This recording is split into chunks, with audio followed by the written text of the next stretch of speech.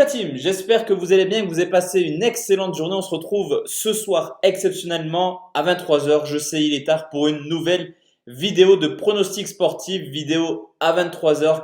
Comme vous avez pu le voir sur Instagram, aujourd'hui j'étais en compagnie de Julien Bien, mais également des membres de la team Parieur pour notre nouveau projet qui arrive début août. Alors je vous explique pas grand chose pour l'instant, mais en termes d'offres de pronostics sportifs, on sera complètement carré sur quelque chose d'innovant. En tout cas, vraiment hâte que ce projet aboutisse. Tout se passera début août et petit à petit dans le mois de juillet, on vous donnera quelques informations. Juste avant ça, de partir sur les pronostics de demain sur lequel je vais partir de mon côté et seulement de mon côté sur un combiné et également un pronostic simple. On va faire le bilan de ce qui s'est passé hier. Deux pronos simples à vous proposer. Maritimo Benfica, plus de 2,5 buts. Ça ne passe pas malheureusement. Victoire 2-0 de Maritimo. Deux buts refusés par la VAR plus un Amir Desgrands-Soirs, le gardien de Maritimo. On avait parlé un petit peu dans la vidéo de la victoire de Maritimo à 6,50. Plutôt un pronostic évalue dans la rencontre entre Benevento et la Juve Stabia. On était parti sur Benevento s'impose par au moins 2 buts d'écart, seulement 1-0 pour Benevento avec un carton rouge au bout de 20 minutes. Clairement, hier, on n'a pas eu de chance dans les paris sportifs et on conclut donc ce mois de juin en négatif. Malheureusement, en négatif, on me dit souvent, tu fais que perdre actuellement. Je vous laisse regarder. Certes, les 15 derniers jours sont un petit peu catastrophiques, mais on perd seulement 1% de notre bankroll sur le mois de juin. Donc, c'est pas si catastrophique que ça.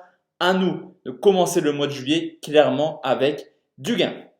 On commence tout de suite en Angleterre où Arsenal reçoit Norwich, le 10e qui reçoit le 20e. Il reste 7 journées en Angleterre, 11 points de retard pour Arsenal sur Chelsea, place qualificative en Ligue des Champions, 6 points de retard sur West Ham pour Norwich pour essayer de se sauver. Vous l'aurez compris, match crucial clairement pour les deux équipes. À domicile, Arsenal tourne très bien, 26 points pris en 15 matchs, déjà 7 victoires cette année qui a certes des problèmes défensifs, mais offensivement, c'est toujours plaisant de voir les Gunners jouer. 6e meilleure attaque avec 26 buts marqués. Aubameyang, Lacazette sont aptes à jouer la rencontre de demain.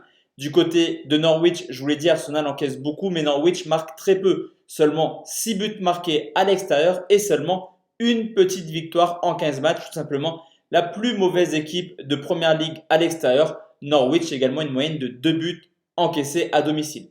L'état de forme d'Arsenal il est complètement contradictoire de semaine en semaine, capable de perdre demain à Brighton et d'enchaîner avec une victoire pas convaincante sur le terrain, mais une victoire 2 buts à 1 en coupe sur le terrain de Sheffield. Depuis la reprise, 4 rencontres pour Arsenal, 2 défaites, 2 victoires. Cependant, à domicile, les 5 dernières rencontres en Première Ligue ont vu Arsenal remporter 4 matchs et faire un match nul.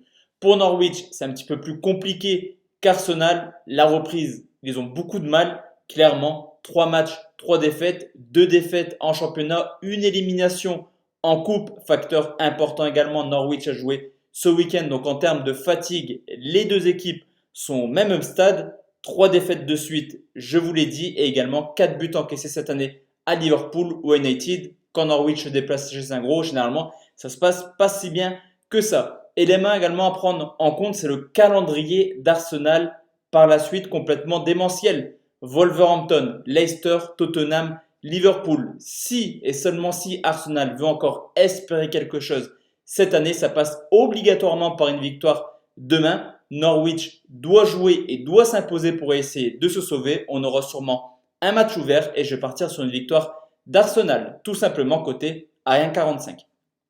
Deuxième match direction l'Italie, l'Inter de Milan qui reçoit Breccia, match également important pour les deux équipes. Le troisième qui reçoit le 19e, il reste 10 matchs en Serie A et seulement entre guillemets 8 points de retard pour l'Inter sur la Juventus. C'est mal parti clairement pour l'Inter, mais c'est pas totalement fini. Une bonne série et l'Inter peut peut-être continuer à mettre la pression au niveau de la Juventus. D'ailleurs, à domicile, si l'Inter n'est pas champion cette année, c'est clairement à cause de son parcours chez elle. 29 points pris en 14 matchs. C'est pas mal, mais la Juve et la Lazio tournent beaucoup mieux qu'eux. Cependant, certes, l'Inter ne remporte pas tous ses matchs à domicile, mais c'est tout de même 28 buts marqués, une moyenne de 2 buts par match à domicile. Du côté de Breccia, c'est loin d'être ridicule hors de leur base. 3 victoires, 2 nuls, 9 défaites. Mais défensivement, c'est un petit peu catastrophique. 14e défense avec déjà 25 buts encaissés. L'état de forme de l'Inter, en termes comptables, 2 victoires, 1 nul. Sur le papier, c'est un excellent parcours. Cependant, dans le jeu, c'est une équipe qui a quand même pas mal de difficultés. On l'a vu contre Parme dimanche, où Parme mérite largement mieux qu'une défaite de buts 1. Une équipe de l'Inter qui a des gros problèmes défensifs en ce moment, mais qui offensivement continue à marquer du but depuis la reprise. 3 matchs, 7 buts marqués pour l'Inter. Alors que du côté de Breccia, certes, il reste sur 2 matchs nuls contre le Genoa et la Fiorentina, mais dans le jeu, c'est un peu plus timide, entre guillemets, et surtout défensivement. Le Genoa et la Fiorentina, pour avoir vu les matchs, auraient mérité de marquer beaucoup plus. Attention, tout de même, Breccia, c'est 13 matchs de suite avec au moins un but encaissé. Je vous l'ai dit, l'Inter est capable de perdre des points. Je vais partir sur ce match sur un pronostic buteur. Lukaku a marqué tout de même 19 buts cette année. Il a marqué lors du match aller. Troisième critère, il tire les pénaltys. 3 critères qui me poussent à penser que le Belge est capable de marquer demain. Le but de Lukaku, c'est coté à 1,52. Ça nous fait un premier combiné à 2,20. Et enfin la team, un pronostic simple, on reste en Italie où l'Hellas Vérone reçoit Parme. Ça risque d'être assez intéressant cette rencontre. Les deux équipes sont en égalité à 6 points de Naples aussi. Urgence de victoire si elles veulent espérer aller en Coupe d'Europe l'an prochain. L'Hellas Vérone qui fait un beau bilan à domicile, 7 victoires en 14 matchs, autant que l'AS Rome et une seule victoire en moins que l'Atalanta Bergame, mais également l'Inter de Milan à domicile. C'est également 19 buts marqués. L'Hellas est plutôt coriace à domicile.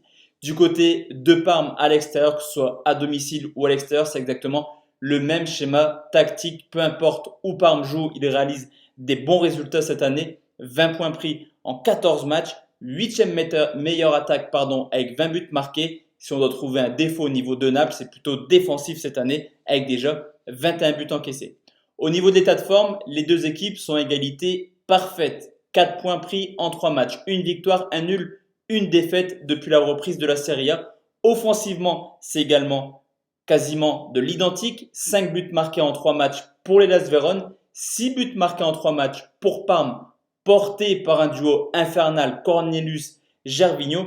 Et défensivement, là aussi, c'est un petit peu compliqué pour les deux équipes, vous l'aurez compris. Deux équipes qui marquent beaucoup mais qui encaissent énormément de buts. À domicile, 14 matchs pour l'Hellas Vérone, 7 fois plus de 2,5 buts, 7 fois moins de 2,5 buts. C'est clairement du 50-50 du côté de Parme. C'est également quasiment du kiff-kiff. En 14 matchs à l'extérieur, 8 fois au moins 3 buts. Donc on a généralement des équipes qui marquent beaucoup de buts à domicile ou à l'extérieur et qui encaissent également. De plus, je vous l'ai dit, urgence de points pour les deux équipes pour essayer d'aller chercher une place qualificative en Europa League. Plus de 2,5 buts, c'est coté à 1,94 et ça sera mon troisième pronostic. Donc voici la team, mes 3 pronos pour demain. On se retrouve demain soir pour une nouvelle vidéo. D'ici là, portez-vous bien, excellente soirée et à demain la team. Ciao, ciao.